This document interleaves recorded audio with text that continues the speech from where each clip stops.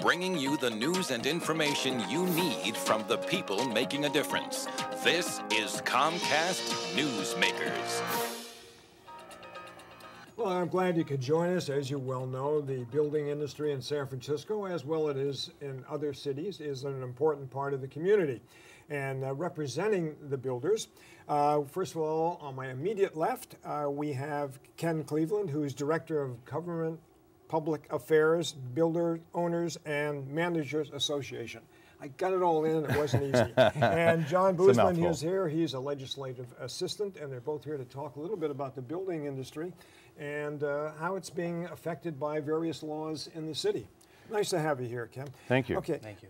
Are you coming here with a lot of complaints? Well, we represent the commercial real estate industry. The Building Owners and Managers Association was founded here in San Francisco in 1911, so next year we'll have our 100th anniversary.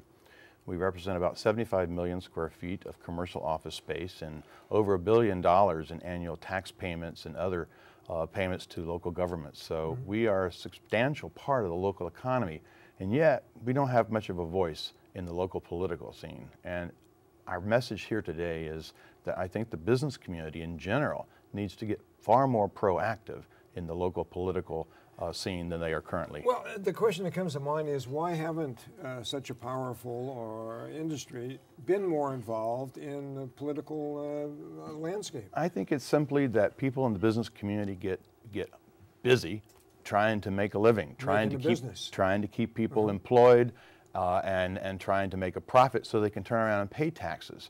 And yet we have people on the so-called progressive left who live and breathe politics, and they have a passion for power that, frankly, the business community doesn't yet have in San Francisco. Okay, and John, you're a young guy and involved in this a relatively short time. You've been in politics, but a lot of what you're talking about comes from the viewpoint of, let's say, the Board of Supervisors, other people like that, who want to protect the people, who want to protect the people's interest. Well, I mean, this is what... I think they come from special interests as much as they criticize the business community for being a, quote, special interest. Yeah, but I mean, the thing is, their job is they're elected by the people, so naturally there's going to be, their viewpoint is going to be, let's protect the tenants, let's protect this, let's protect that. Right, right. But your viewpoint now is, and let's hear a little bit from you too, John, about this, about the viewpoint of what you're talking about. Sure.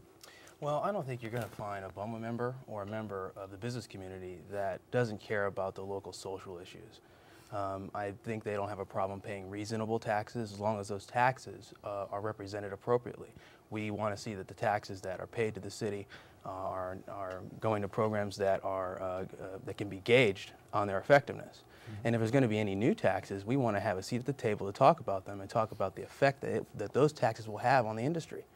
Our members hold a large majority of the business sector in San Francisco, and all of that goes out to the various commercial corridors on Sacramento Street, on Union, on Fillmore, et cetera. So we want to have a positive impact, and we want to work with them. But we need to see the long-term effect and the short-term effect of taxes as they are, and any new taxes going forward. We see the infrastructure of our city declining.